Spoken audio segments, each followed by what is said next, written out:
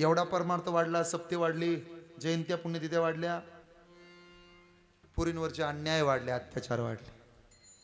त्या पोरांना सांगा, दाद्या, ज्याला बाईतली ताई काली तो मुक्ताईचा ज्ञाना झाला, ज्याला बाईतली मैत्रीण काली तो राधेचा श्याम झाला, ज्याला बाईतली पत्नी काली तो सीतेचा राम झाला, आणि ज्याला बाईतली आई काली ना तो जिजाऊचा छत्रपती शिवबा झाला.